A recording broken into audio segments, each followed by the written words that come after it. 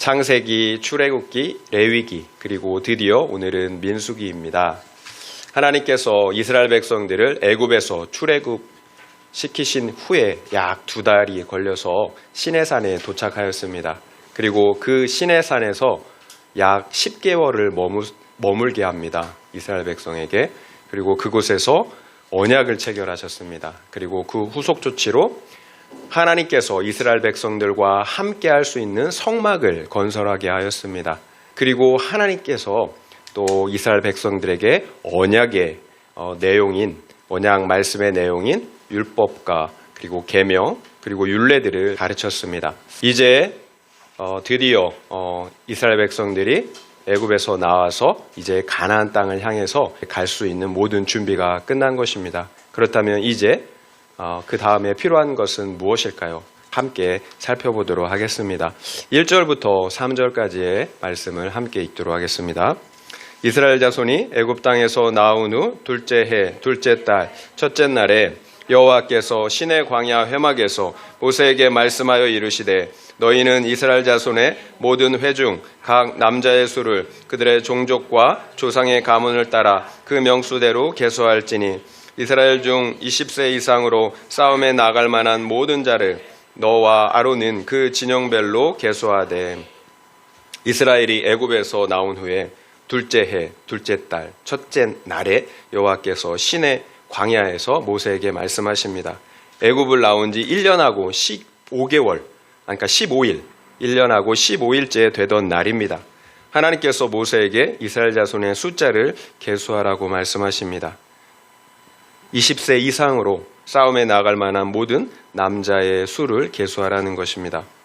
하나님의 말씀대로 모세와 아론이 이스라엘 백성들을 계수하였습니다. 그 계수한 결과가 그 총수가 60만 3,550명이었어요.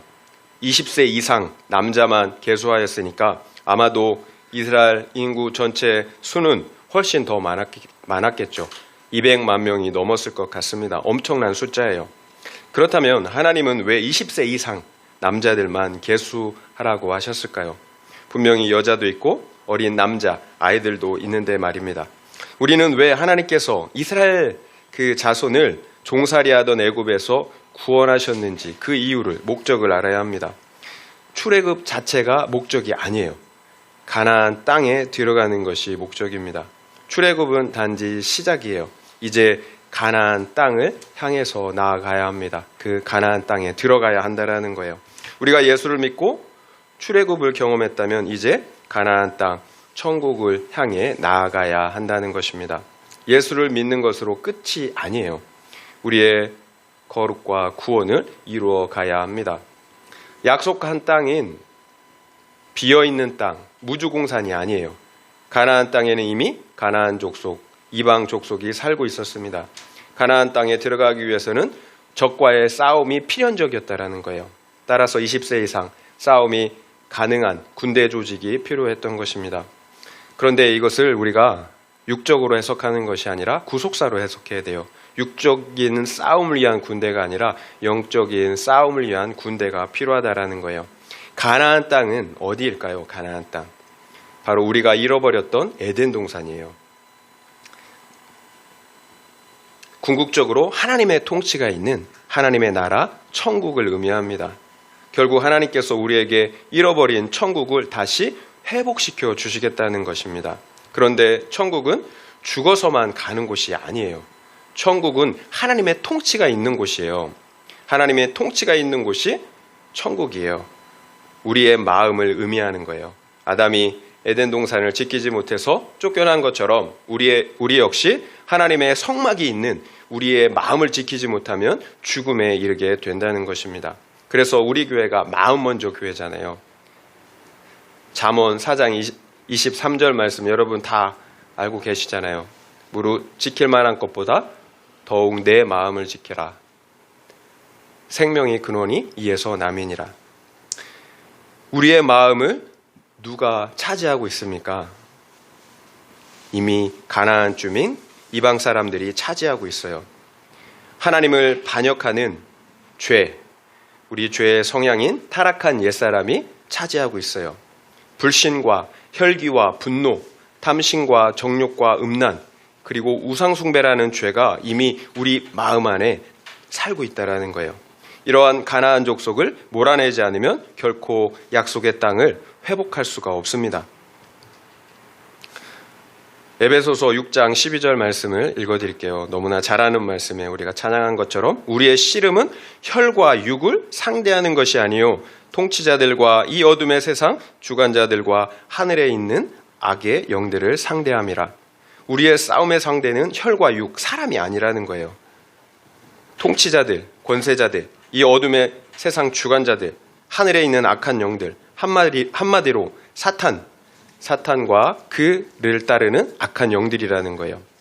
그렇다면 우리가 싸워야 할 상대는 우리 안에 살고 있는, 우리 안에 있는 타락한 죄성이에요. 그리고 공중권세 잡은 자 사탄 마귀들이에요. 하나가 아니고 둘이에요. 그러니까 우리가 혈기를 부리고 또 우리가 무력을 동원해서 싸워서 사람과 싸워서 이기는 그런 싸움이 아니라는 거예요. 우리 안에 있는 죄와 그리고 그 배후에서 역사하는 사탄과의 싸움이에요. 사탄과 내 안에 있는 죄성이 한패라는 사실을 우리가 알아야 합니다. 사탄은 죄를 통해서, 죄를 부추겨서 죄를 통해서 권세를 가져요. 사탄의 권세는 죄로부터 나와요. 우리가 죄를 짓기 때문에 권세를 갖는 거예요. 그러므로 통치가 시작이 되는 거예요. 우리가 말씀에 순종하면 하나님의 통치가 임해요. 하지만 우리가 사탄의 생각, 사탄의 죄에 우리가 따라가면 권세를 가져요, 사탄이. 그리고 사탄의 통치가 임하게 되는 거예요. 그래서 우리의 삶의 모든 것이 우리가 살아왔던 삶의 결과라는 거예요. 과거에 제가 여러분에게 여러 번 말씀드린 것 같은데요. 제가 예수님을 인격적으로 만났음에도 불구하고 타락하에서 세상에서 10여 년을 살았어요. 술과 향락, 방탕 가운데 살았어요. 그리고 다시 하나님께로 돌이키려고 했을 때 그때 역사하지 않던 사탄의 역사들이 시작이 되었어요. 약 10개월 정도 악한 영들이 밤마다 찾아와서 저를 괴롭혔어요. 여러분, 사탄은 실제해요. 악한 영들은 실제합니다. 우리가 무당들이나 점쟁이들을 봐도 알 수가 있잖아요. 악한 영들이 그 배후에 있다라는 거예요. 우리 역시 마찬가지예요. 그런데 사탄이 드러내놓고 역사하느냐 아니면 배후에서 역사하느냐 그 차이예요. 어떤 것이 더 유리할지 사탄은 잘 알고 있어요. 그러니까 제가 술과 방탕과 향락 가운데 있을 때는 그냥 내버려 두는 거예요. 그런데 제가 다시 하나님께로 나아가려고 하니까 어떻게 해요? 그때 무서운 영으로 나타나는 거예요. 너 계속 그러면 내가 해코지 한다라는 거예요. 내 삶의 결론이에요. 내가 계속 사탄에게 내 마음을 내어줬기 때문에 사탄이 들어와서 통치할 수 있는 권세를 얻게 된 거예요. 우리의 삶의 모든 것은 내가 그렇게 살았기 때문에 내 삶의 결론이라는 거예요. 이렇게 말씀을 드려도 별로 심각하게 생각하지 않으시죠, 여러분? 이 세상의 전쟁은 기껏해야 육체를 죽이는 전쟁이에요. 그러나 사탄과의 전쟁은 영원한 생명이 달린 전쟁이에요. 전쟁에서 지면 우리의 영원한 생명을 잃게 된다는 것입니다. 이 세상의 그 어떤 전쟁보다 치열하고 치명적인 전쟁이라는 사실을 알아야 합니다. 여러분, 깨어 있어야 합니다. 그래야 가나안 땅 우리의 마음을 회복할 수가 있어요.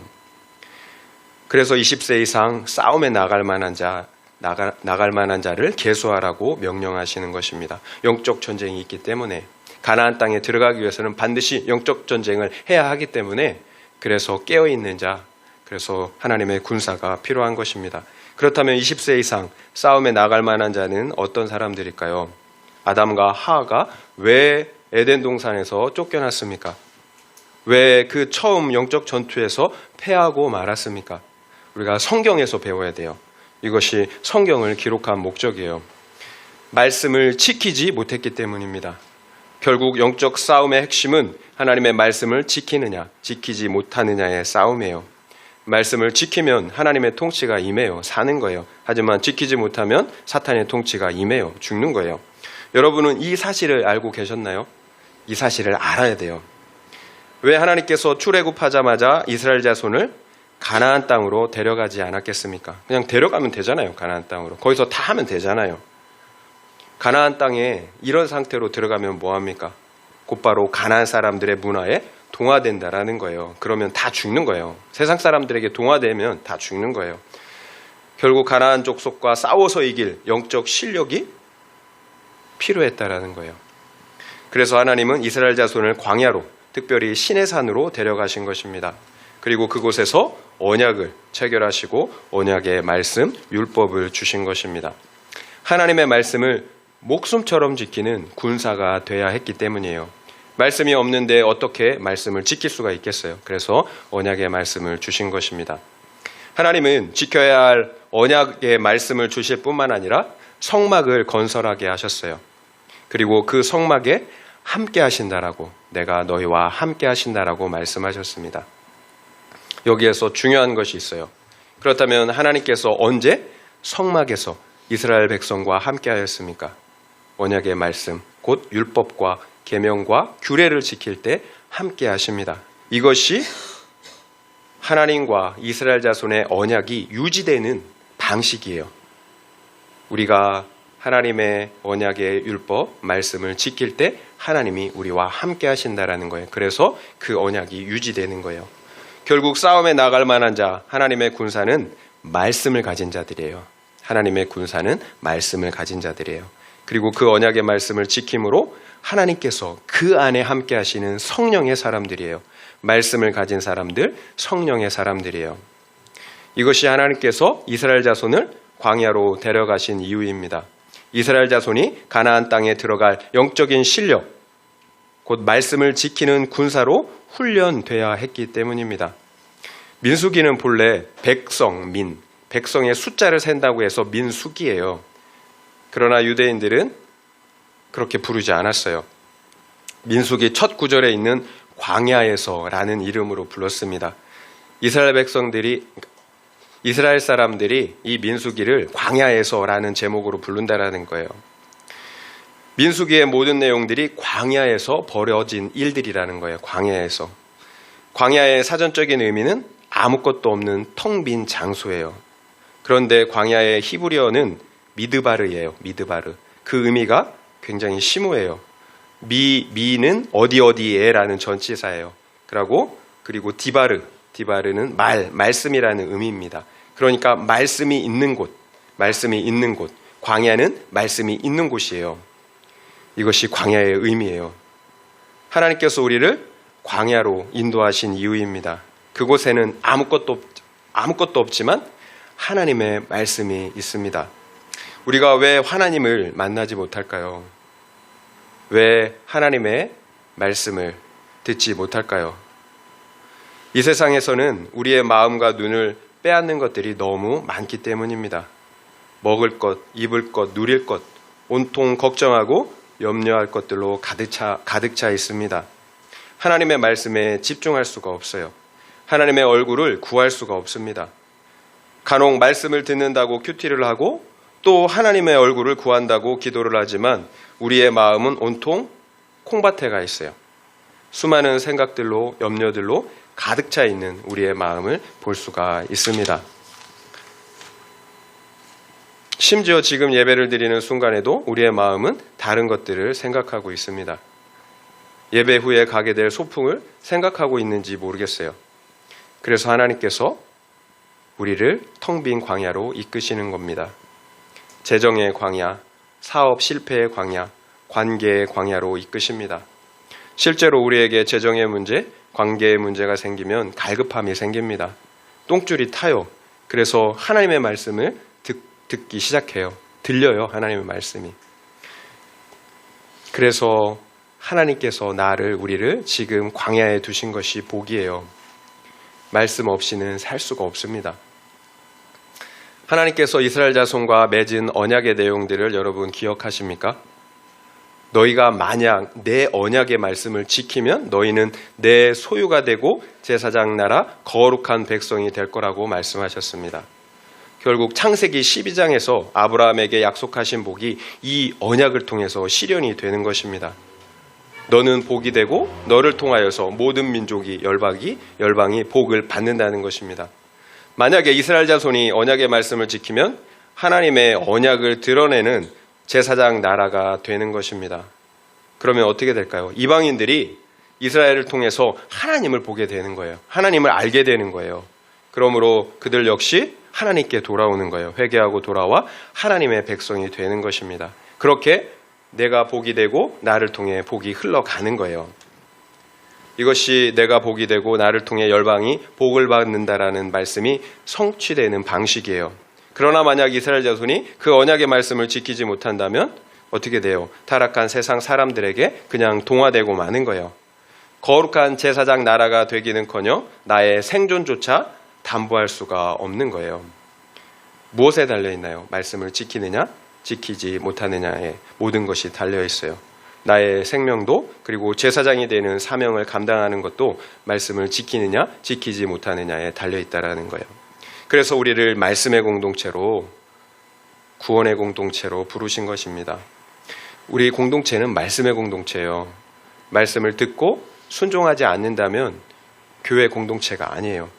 어떤 누구도 혼자서는 자신의 구원도 사명도 감당할 수가 없습니다. 그래서 우리를 말씀의 공동체로, 구원의 공동체로 함께 부르신 것입니다. 적용 질문 드리겠습니다.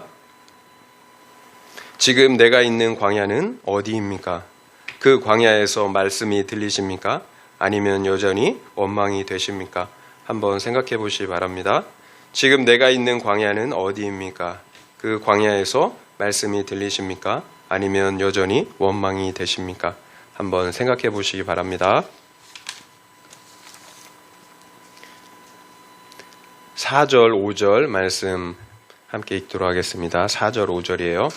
각 지파의 각 조상의 가문에 우두머리 한 사람씩을 너희와 함께 하게 하라. 너희와 함께 설 사람들의 이름은 이러하니 루벤 지파에서는 스데울의 아들 엘리수리요. 하나님은 인국의 수를 위해서 각 지파의 우두머리 한 사람씩을 너희와 함께 하라고 하십니다. 그리고 친히 그 12명의 이름을 지명해 주십니다. 하나님께서 모세와 아론을 부르셨습니다. 사람이 지명한 것이 아니에요. 하나님께서 이스라엘의 구원을 위해서 친히 부르신 것입니다. 12지파의 지휘관들 역시 마찬가지예요. 하나님께서 친히 한 명 한 명을 호명해서 부르셨습니다. 여러분이 만약 이 12명이라면 어떨 것 같습니까? 루벤 지파의 엘리술, 시므온 지파의 술미엘을 부르신 것처럼 12지파의 그 우두머리를 부른 것처럼 여러분을 만약에 부르셔서 지휘관으로 삼으신다면 여러분 어떨 것 같습니까? 좋을 것 같습니까? 아니면 부담이 될 것 같습니까? 이 사람들이 능력이나 자격이 돼서 부른 것이 아닙니다. 모세와 아론이 자격이 돼서 부르셨습니까? 아니에요. 오로지 하나님의 주권적인 선택의 결과입니다. 모세는 혈기가 많은 사람이었어요. 말도 잘 못합니다. 그런 사람을 부르셔서 지금 200만 명이나 더 되는 이스라엘 자손의 구원을 이루게 하십니다. 아론 역시 금송아지를 만들 정도로 심약한 사람이에요. 신실하지 못한 사람입니다. 하나님께서는 그처럼 연약한 사람, 부족한 사람을 부르셔서 사용하십니다. 그런데 그냥 사용하시지 않아요. 모세는 미디안 광야에서 40년 동안 양치기로 살아야 했습니다. 내가 할 수 있다고 생각할 때는 버려졌어요. 그러나 내가 아무것도 할 수 없다라고 생각할 때 하나님께서 그를 부르셨고 또 사용하셨습니다. 하나님께서는 이런 사람을 사용하시는 거예요. 내가 할 수 있는 것이 아무것도 없다라는 사실을 아는 사람이에요. 결국 광야를 통해 주제 파악이 된 사람. 그러면 그런 사람을 하나님이 사용하십니다. 그런 사람은 하나님만 의지합니다. 지난주까지의 큐티 본문이 요한복음이었는데요. 베드로를 한번 우리가 살펴보면 좋겠습니다. 베드로는 모든 사람이 비록 예수님을 부인한다 할지라도 자기 자신은 결코 예수님을 부인하지 않겠다며 죽더라도 예수님을 따라가겠다라고 호언장담했던 사람입니다. 그래서 베드로는 주님이 붙잡히시던 그 밤에 칼을 가지고 말고의 귀를 베기까지 하였습니다. 자신의 열심으로 예수님을 이스라엘의 왕으로 만들려고 했던 것입니다. 정말로 큰일 날 뻔했던 거예요. 하마터면 그 열심으로 우리 인류의 구원을 망칠 뻔하였습니다. 그런 베드로가 예수님께서 붙잡히시던 그 밤에 어떻게 했습니까? 저 살자고 어떤 분의 표현을 빌리면 추접하게 예수님을 3번씩이나 부인했습니다. 그러나 주님은 그런 베드로를 버리시지 않았어요. 부활하신 주님께서 친히 다시 베드로를 찾아가셨습니다. 그리고 내 양을 먹이라는 사명을 맡겨주셨습니다. 이처럼 내가 주님을 위해서 무엇인가 할 수 있다고 생각할 때는 아무것도 할 수가 없습니다. 오히려 하나님의 구속의 사역을 방해를 하였습니다. 그러나 내가 아무것도 할 수 없다는 사실을 알 때 오히려 주님께서는 영혼 구원의 사명을 맡기십니다. 예수님은 베드로를 다시 부르실 때 베드로의 잘못과 죄를 추궁하지 않았어요.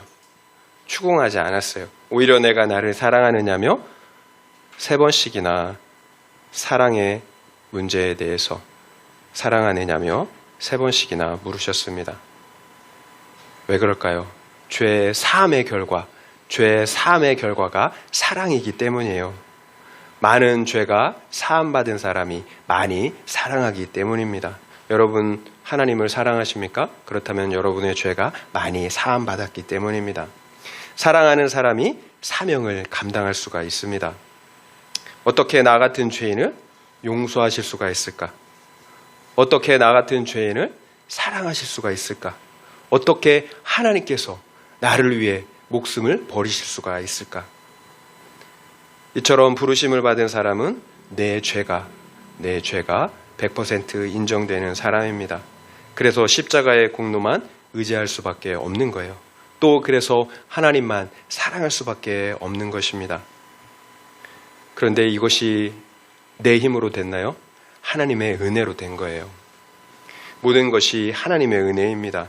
하나님의 은혜의 결과 나의 죄를 보게 되었고 전적인 나의 무능력을 알게 된 것입니다. 그래서 겸손한 사람, 하나님을 사랑하고 영혼들을 사랑하는 부르심을 받게 된 것입니다. 그조차 하나님의 은혜라는 거예요. 이처럼 하나님의 나라와 교회는 인간이 만든 조직이 아니에요. 순전히 하나님께서 위에서 부르심으로 세운 공동체입니다. 인간의 능력을 따라 인기를 따라 선택된 사람들이 만든 인간의 조직이 아니라는 거예요.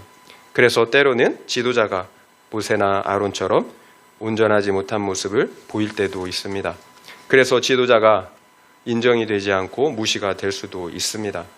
그럼에도 우리는 위의 질서에 순종해야 합니다. 왜냐하면 이 모든 질서는 우리의 구원을 위해서 하나님께서 세우신 조직이고 질서이기 때문입니다. 군대 조직의 가장 큰 특징은 상명하복의 명령 관계라는 거예요. 절대적인 순종 없이는 유지될 수가 없을 뿐만 아니라 전쟁은 더더욱 수행할 수가 없습니다. 따라서 하나님의 군사는 1차적으로 하나님의 말씀에 순종해야 하고요. 그리고 2차적으로는 영적 리더십에 순종을 해야 합니다. 무엇보다 우리를 함께 부르셨어요. 한 사람만 부르지 않았어요. 함께 공동체로 부르셨다라는 사실을 기억해야 합니다. 함께하는 공동체가 아니라면 우리가 어디에서 순종을 배울 수가 있겠습니까? 결국 하나님께서 우리를 함께 부르신 이유는 우리의 거룩과 구원을 위한 것입니다. 가정 역시 마찬가지예요. 가정은 우리의 구원을 위한 가장 최초의 조직이고 질서예요. 결국 우리는 가정의 질서 속에서 그리고 교회 공동체의 질서 속에서 순종을 배우고 사랑하기를 배워야 합니다. 그러므로 우리의 거룩과 구원을 이뤄가야 합니다. 교회의 능력, 성도들의 능력은 세상의 권세나 세상의 생산성이나 효율성에 있지 않아요. 생산성이 좋다고 효율성이 좋다고 영적 싸움에서 승리하는 것이 아니라는 거예요. 그래서 성도의 능력, 교회의 능력은 오직 말씀 순종에 있어요. 사랑과 거룩에 있다라는 거예요. 사랑과 거룩으로만 우리의 대적, 죄와 사탄을 이길 수가 있기 때문이에요. 인간적인 능력으로 효율성으로 마귀 사탄, 우리의 죄를 이기는 것이 아닙니다. 거룩과 사랑으로 마귀 사탄과 우리의 죄를 이기는 것입니다. 적용 질문 드리겠습니다. 교회에서 또 가정에서 질서 순종이 되지 않는 사람은 누구입니까? 그 이유가 무엇인 것 같습니까? 한번 생각해 보시기 바랍니다. 교회에서 또 가정에서 질서 순종이 되지 않는 사람은 누구입니까? 그 이유가 무엇인 것 같습니까? 한번 생각해 보시기 바랍니다. 17절부터 19절 말씀입니다. 17절부터 19절이에요. 모세와 아론이 지명된 이 사람들을 데리고 둘째 달 첫째 날에 온 회중을 모으니 그들이 각 종족과 조상의 가문에 따라 20세 이상인 남자의 이름을 자기 계통별로 신고하며 여호와께서 모세에게 명령하신 대로 그가 시내 광야에서 그들을 계수하였더라. 모세와 아론 그리고 각 지파에서 선출된 12명의 지휘관들이 함께 20세 이상의 남자를 계수하였습니다. 마구잡이로 계수한 것이 아닙니다. 이스라엘 자손 각 사람은 각 종족과 조상의 가문에 따라 자기 계통별로 신고하였고 지휘관들은 그것을 계수한 것입니다. 그러니까 유다 자손 사람이 르우벤 자손이 되고 싶다고 신고할 수가 없다라는 거예요. 그렇게 해서는 안 된다라는 거예요. 자기 종족, 자기 계통별로 신고해야 했습니다. 이처럼 우리 성도들은 내가 있어야 할 각자의 위치가 있습니다. 분명 교회 내에서도 더 좋고 더 하고 싶은 일, 위치가 있을 수 있습니다. 그러나 내 부르심에 맞게, 내 출생, 계통에 맞게 신고해야 합니다. 그리고 그 위치를 지켜야 합니다. 그러나 그게 참 쉽지 않아요. 그래서 우리의 신앙의 연수가 많아지고 머리가 커지면 사탄이 빠진 바 그 죄, 교만의 죄에 빠지게 되는 것을 우리가 종종 보게 됩니다. 사탄의 죄는 교만의 죄예요. 하나님의 자리에 이 질서를 지키지 않고 하나님의 자리에 앉고 싶다라는 거예요. 그래서 우리가 판단과 무시가 되고 또 질서가 인정이 되지 않는 것입니다. 가장 중요한 것은 내 자리를 아는 거예요. 하나님이 정해주신 질서 안에 머무는 것입니다. 어떻게 그게 가능할까요? 내가 100% 죄인이라는 사실을 잊지 않는 것입니다. 그래서 날마다 우리가 구속사로 말씀을 봐야 하는 것입니다. 이것이 하나님의 군대 조직을 편성하는 데 가장 첫 번째 원칙이에요. 하나님께서 부르신 모양대로 부르신 곳에 속하는 것입니다. 그리고 내가 있는 각자의 자리에서 자기의 역할을 감당하는 것입니다. 각자의 역할을 감당한다라는 것은 다른 것이 아니에요. 각자의 자리에서 하나님의 말씀을 듣고 순종하는 것입니다. 그러므로 각자의 거룩과 구원을 이루어가는 것입니다. 어떤 자리, 위치가 중요하지 않아요. 거룩한 것만 중요해요. 아무리 큰 위치, 자리에 있다고 할지라도 거룩하지 않다면 아무 소용이 없어요. 나도 죽고 상대방도 죽이는 거예요. 높은 위치에 있으면 있을수록 영향력이 커요. 나를 통해서.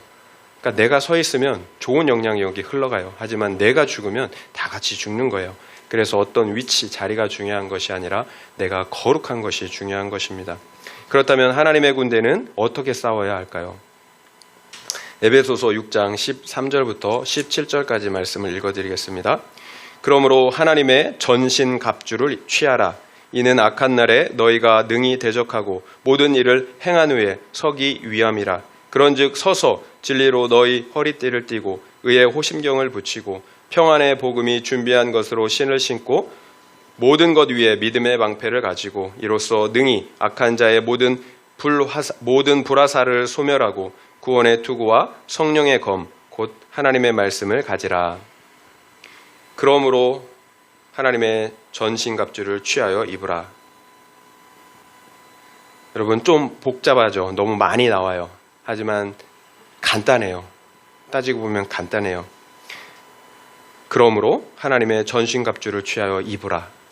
사탄과의 영적 싸움을 싸우기 위해서 하나님의 전신갑주를 입어야 한다는 것입니다. 전신갑주가 뭘까요? 과거 병사들이 전쟁터에서 자신을 보호하기 위해서 입었던 갑옷과 투구를 말해요. 갑옷과 투구를 입으라는 거예요.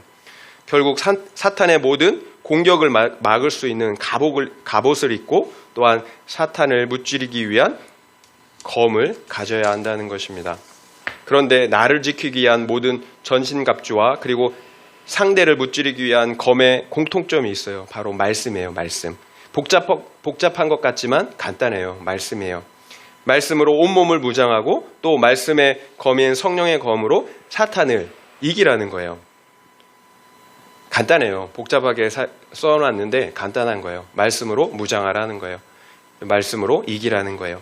다른 방법이 없어요. 우리가 매일 말씀을 듣고 그 말씀으로 무장해야 합니다. 이것이 사탄과의 영적 싸움에서 승리하는 유일한 방법이에요. 이것이 성경에서 사탄과 싸워 이길 수 있는 유일한 방법으로 우리에게 제시하고 있는 바라는 거예요. 에베소서 6장 18절 말씀도 읽어드릴게요. 모든 기도와 간구를 하되 항상 성령 안에서 기도하고 이를 위하여 깨어 구하기를 항상 힘쓰며 여러 성도를 위하여 구하라. 전신갑주를 입으라는 말씀 다음에 바로 이어서 주신 말씀이에요. 우리가 어떻게 전신갑주를 입어야 하는지를 말씀해주고 계신다라는 거예요. 기도와 간구를 하라는 것입니다. 그것도 항상 성령 안에서 기도하라고 말씀하십니다. 결국 우리가 영적 싸움을 위한 말씀의 전신갑주를 입는 방법은 기도하는 거예요. 말씀만 보는 게 아니에요. 기도하라고 말씀하세요. 말씀을 읽고 묵상할 뿐만 아니라 기도해야 합니다. 나를 위해 기도해야 하고요. 또한 다른 성도들의 영적 무장을 위해서 기도하라고 명령하고 있습니다. 그렇지 않으면 믿음의 방패를 가질 수가 없어요. 그렇지 않으면 성령의 검, 말씀의 검을 가질 수가 없습니다. 특별히 여기에서 항상 성령 안에서 기도하라는 것에 우리가 집중해야 합니다. 항상 성령 안에서 간구하라. 성령의 은혜가 아니면 나는 나를 지킬 수가 없기 때문이에요. 왜 기도해야 합니까? 내 힘으로 안 되기 때문에. 내 힘으로 안 되기 때문이에요. 부르심을 받은 자의 조건이 무엇이었습니까? 내가 죄인이라는 사실을 아는 사람, 내 힘으로는 어떤 것도 할 수 없다라는 사실을 아는 사람이었어요. 그런 사람은 십자가의 보혈만 의지하게 되어 있습니다. 그런 사람은 하나님만 의지해요. 그래서 기도를 한다는 거예요. 여러분, 기도 양보다 질이에요. 그러나 여러분 그거 아십니까? 기도에 양이 없으면 하나님과의 관계의 질도 누릴 수가 없다라는 사실이에요. 분명 질이 먼저예요. 하지만 그 질은 양을 통해서 구축이 돼요. 양이 반드시 질이 되는 건 아니에요. 그러나 관계의 질은 반드시 기도의 양을 통해서 이루어진다라는 거예요. 그래서 예수님은 너희는 시험에 들지 않게 항상 깨어있어 기도하라고 말씀하셨습니다. 이 말씀은 우리가 왜 시험에 드는지, 믿음이 흔들린지를 말씀해 주시는 거예요. 우리가 기도하지 않기 때문에 시험에 드는 거예요. 시험에 들지 않게 깨어 기도하라고 말씀하시잖아요. 기도하지 않으면 시험에 든다라는 거예요. 만약에 여러분이 시험에 드셨습니까? 그러면 기도하지 않았기 때문이에요. 여러분 시험에 드셨습니까? 말씀이 없기 때문이에요. 제가 개척한 지 3년이 조금 지났습니다. 길지 않은 시간이었지만 정말 성경 말씀이 조금도 틀리지 않다라는 사실을 확실히 보았습니다. 죄송하지만 우리 성도님들을 보면 그렇다라는 거예요. 매일 말씀을 묵상하는 성도님들과 말씀을 보지 않는 성도님들이 분명한 차이가 있다라는 거예요. 그리고 기도하는 성도님들과 기도하지 않는 성도님들 역시 분명한 차이가 있다라는 거예요. 그 누림이 달라요. 그 누림이. 여러분, 신앙의 연수가 중요한 것이 아니에요. 진짜로 믿는 게 중요한 거예요. 진짜로 믿는 거. 지금 나를 지켜줄 말씀이 있어야 합니다. 나라의 군사들이에요. 이런 사람이 나의 가나안 땅을 차지할 수 있을 뿐만 아니라 다른 영혼들의 구원 역시 도울 수가 있다라는 거예요. 하나님께서는 이런 군사들을 계수하라고 말씀하시는 거예요. 이런 군사들이 필요하다라는 거예요. 적용 질문 드리겠습니다. 나는 말씀을 순종하는 것이 더 중요합니까? 아니면 내 성공과 행복, 사람들의 인정이 더 중요합니까? 그 이유는 무엇입니까? 한번 생각해 보시기 바랍니다. 나는 말씀을 순종하는 것이 더 중요합니까? 아니면 내 성공과 행복, 사람들의 인정이 더 중요합니까? 그 이유는 무엇입니까? 한번 생각해 보시기 바랍니다. 3월 18일자 간증자의 간증 묵상을 잠깐 나누려고 합니다. 제가 그대로 읽어드릴게요. 항공사 승무원으로 일하던 저는 20대 중반에 혼전 임신으로 결혼한 뒤 일을 그만두었습니다. 그러다 둘째를 낳고 산후 우울증으로 힘들 때 다단계에 빠져 6년간 부재중 아내와 엄마로 살았습니다. 그렇게 세상에 속한 저 때문에 남편과 아이들은 매우 힘들어했습니다. 결국 많은 돈을 잃고 마음이 곤고해진 저는 제 발로 교회에 나가 내 마음대로 살았던 죄를 용서해달라고 부르짖었습니다. 그러다 1년 후 남편의 외도가 드러났습니다. 그런데 남편은 오히려 저를 원망하면서 모든 책임을 저에게 돌렸습니다. 하지만 저는 예배의 자리를 지키고 말씀을 묵상하면서 이 모든 것은 그동안 내 멋대로 살아온 내 삶의 결론이고 하나님이 사랑으로 주신 심판의 사건이구나 라고 깨닫게 되었습니다. 또한 제가 돈을 쫓느라 아내와 엄마의 자리를 지키지 못하여 남편은 외도하고 아이들은 주의력 결핍과 정서 불안을 겪을 수밖에 없음을 인정하게 되었습니다. 그러자 남편에게 미움을 받을 용기가 조금씩 생겼습니다. 이렇게 말씀으로 사건이 해석되니 남편의 원망의 말들이 도리어 황송하게 들렸습니다. 그래서 남편에게 무릎을 꿇고 용서를 빌었습니다. 남편은 그런 저를 차갑게 밀어냈지만 보혜사 성령님이 저와 함께 하시고 증언해 주심을 믿기에 기쁨이 넘쳤습니다. 남편이 아무리 저를 외면해도 하나님이 칭찬해 주시는 것 같아 자존감도 높아졌습니다. 남편은 그런 저의 모습에서 나와 함께 하시는 하나님 아버지를 보게 되었는지 점점 저에 대한 경계를 풀고 교회 소그룹 모임에도 참석했습니다. 이후 남편은 분수령적인 회개로 외도를 끊고 더 이상 자기 죄를 핑계하지 않게 되었습니다.